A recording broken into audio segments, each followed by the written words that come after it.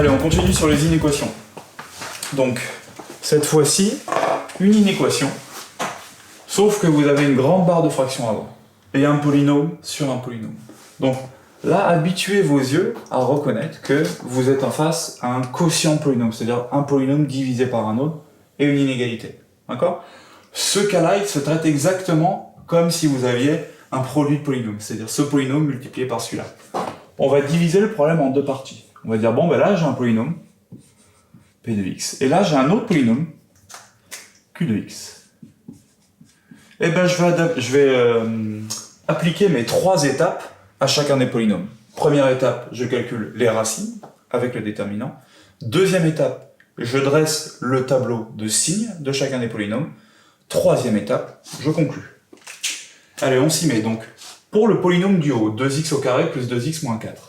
Les racines, c'est x1 égale moins 2 et x2 égale 1.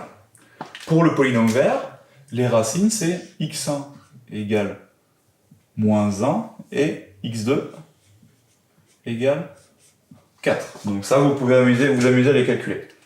Une fois que vous avez calculé vos deux racines, on va les mettre dans le tableau. Donc je commence avec le polynôme au numérateur, donc P de x. J'ai toujours x qui va de moins l'infini jusqu'à plus l'infini. Pourquoi? Parce que je sais le résoudre dans R, donc je veux que x prenne toutes les valeurs réelles possibles. Ensuite, je place mes racines sur mon axe, donc moins 2 et 1. Pour ces racines-là, le numérateur vaut 0, donc le polynôme qui est au numérateur, il vaut 0. Ensuite, je me demande quel est le signe que je vais mettre dans mon tableau de signes. J'utilise toujours la même phrase. Le polynôme est du signe de A à l'extérieur des racines. Retenez cette phrase, elle est bien pratique. Donc, je regarde A, ce nombre-là. Il est positif, donc je sais que ici et ici, je vais avoir du positif. Et que ici, je vais avoir du négatif. Je continue avec mon polynôme qui est au dénominateur. Donc, Q de x. On va commencer par voir quand est-ce qu'il est égal à 0. Ben, il est égal à 0 pour x égale moins 1, et pour x égale 4. Hop. Ensuite, quel est son signe? J'applique la règle, le polynôme est du signe de A à l'extérieur des racines. Mon A, c'est 1 ici, il est positif, donc je vais avoir du positif ici et ici. Et du coup, au milieu, je suis forcément négatif. Ensuite, je me demande, bon, ben, je vais faire ma troisième ligne, que vaut P de x divisé par Q de x? Alors là, il y a une petite subtilité. Quand vous allez tirer vos traits ici, d'accord? Donc ici, je sais qu'il va y avoir un trait, ici, je sais qu'il va y avoir un trait, ici, je sais qu'il va y avoir un trait, et là, il va y en avoir un aussi. Donc en gros, ces traits-là, vous reconnaissez que ça va être là où le signe va changer. Prenons le premier trait. Pour le premier trait, c'est-à-dire quand x vaut moins 2, on a un polynôme au-dessus qui vaut 0 et un polynôme en dessous qui vaut plus. Autrement dit, je vais diviser 0 par quelque chose de positif. Qu'est-ce qui se passe quand je divise 0 par quelque chose de positif? Ben, ça fait 0, tout simplement. Donc là, je vais avoir un 0. Prenons le deuxième 0. Pour le deuxième 0, mon polynôme en haut, il est négatif, et mon polynôme en bas, il est nul. Du coup, je me retrouve à diviser quelque chose de négatif, par exemple moins 5, par quelque chose qui est nul. Est-ce que je peux dire que ça fait 0 comme ici? Non, surtout pas. J'ai pas le droit de diviser par 0. Donc cette valeur-là, c'est une valeur interdite. Ok? Pareil pour cette valeur-là. C'est une valeur interdite. Pourquoi? Parce que mon numérateur, il vaut 0 à cet endroit-là. Donc j'ai pas le droit de diviser par 0. Du coup, cette valeur, je l'exclus. Ok? Et pour cette valeur-là, on a de nouveau, vu que le numérateur est négatif, 1, 0. Ok, on a mis nos zéros, on a mis nos valeurs interdites. C'est parti pour les signes.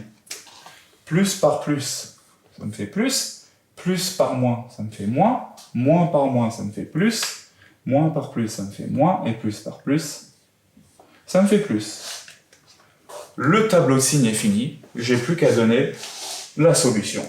Donc, moi je voulais savoir quand est-ce que ce polynôme était supérieur ou égal à 0. Donc c'est ça qui m'intéresse. Ainsi que ça, ainsi que ça.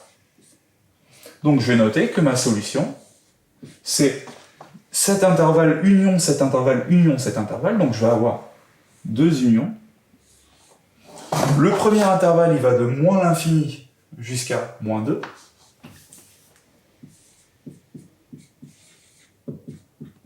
Mon moins l'infini, j'ai aucun problème à savoir s'il doit être dedans ou dehors, parce que les infinis sont toujours dehors. Mon moins 2. Mon moins 2, il me donne 0.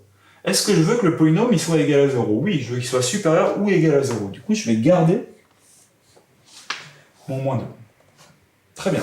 Deuxième intervalle, de moins 1 jusqu'à 1. Donc ça va aller de moins 1 jusqu'à 1. Question, est-ce que je garde moins 1 et 1? On se rend compte que moins 1 et 1,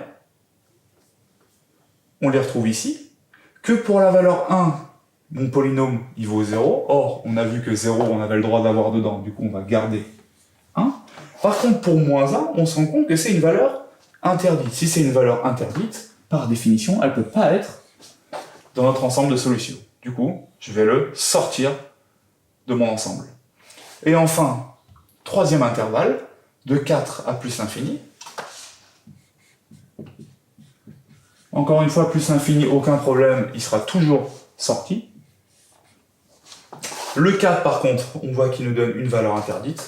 Du coup, on va le sortir aussi. Et hop, je peux encadrer ma solution. Alors, ne vous faites pas avoir, vous voyez que là, ça commence à devenir compliqué. On doit non seulement checker si les signes correspondent ou pas à une inégalité, ou une égalité stricte, mais en plus de ça, on doit toujours sortir les valeurs interdites. Allez, à vous de vous entraîner avec les exercices en dessous.